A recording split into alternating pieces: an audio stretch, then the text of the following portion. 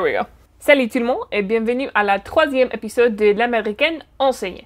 Moi, je suis Jacqueline, je suis américaine et je vous enseigne quelques trucs. Aujourd'hui, on va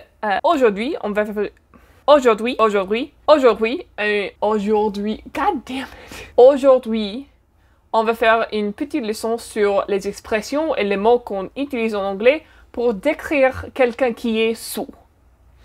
On another note, pourquoi est-ce que sous et sous, c'est pas le même? Et je suis sûre qu'il y a beaucoup d'expressions et de mots pour dire sous en français aussi, mais j'y connais pas parce que je suis à peine francophone. Bon, nos premiers deux mots sont pour quelqu'un qui est juste un petit peu sous. C'est pas trop, mais après 2 ou 3 boissons, ça dépend de chaque individu. Mais juste un peu plus heureux, peut-être un peu plus conversationnel. Tout ça, on dit tipsy ou buzzed. Buzz, ça peut être aussi un noun. What's a noun? Un nom, vraiment. Substantif. Vos mots me confondent trop aujourd'hui. Je suis pas prêt pour ça. Ok. Buzz peut être un substantif aussi. Par exemple, trying to get a little buzz. Et essayer de se faire un petit peu sous. Donc ça, c'est tipsy ou buzzed. C'est pas au point de vomir, c'est rien de ça. Le mot normal, c'est juste drunk. C'est une variation de drink, boire. Si tu bois trop, t'es bu. Drunk. Mais les autres mots qu'on va prendre sont pour quelqu'un qui en a vraiment trop bu.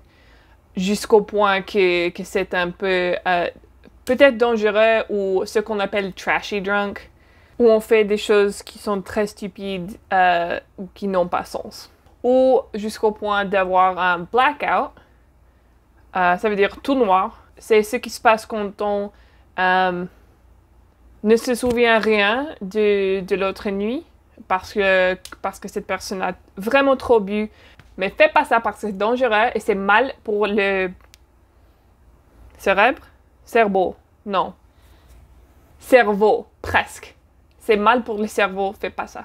Les autres mots pour décrire quelqu'un qui est très sous sont smashed.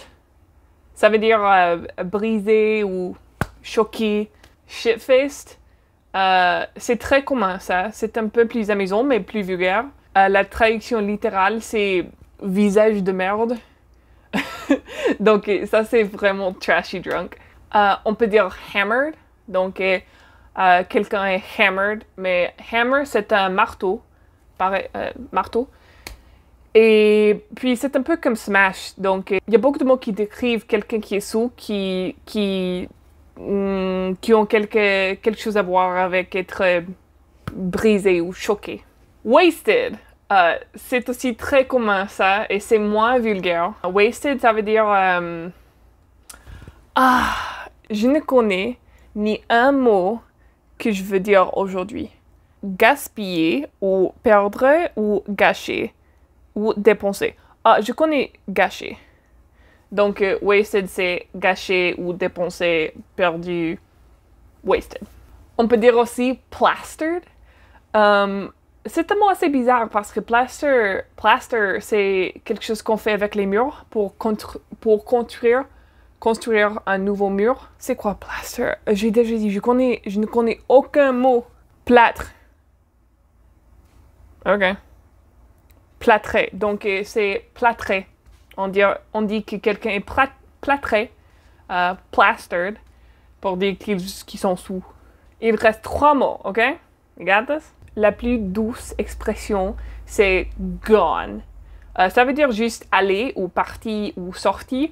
Mais il est vraiment sorti. He's gone. C'est juste, il est sous. Il a trop bu.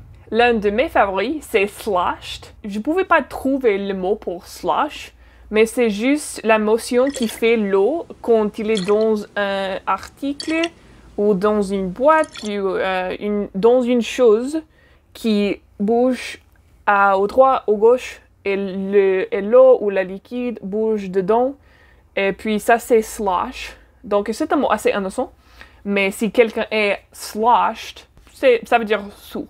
Et ça a sens parce que si tu imagines que quelqu'un a trop bu et puis tout le corps est plein d'alcool, de liquide, et puis chaque fois qu'il prend un pas, toute la bière, tout le vin bouge au droit, au gauche, au droit, au gauche. Donc c'est sloshed. Mais c'est un mot un peu plus amusant. C'est pas vulgaire du tout. C'est juste un petit peu silly. Et le dernier qu'on va apprendre aujourd'hui, c'est juste une variation de wasted, mais plus amusant. On peut dire shwasted. Et c'est pas vraiment un mot. C'est juste pour l'emphasis. Mais shwasted, c'est plus amusant, plus playful. C'est quoi playful? Mais tu apprends avec moi, hein? Joueur ludique, badin, enjoué, joueuse. J'aime bien joueuse. Donc, c'est pas si sérieux, c'est pas si grave. Shwasted. J'espère que vous avez appris quelque chose pour pouvoir parler l'anglais comme quelqu'un qui est vraiment anglophone. Nice job, girl. Very well said. How articulate.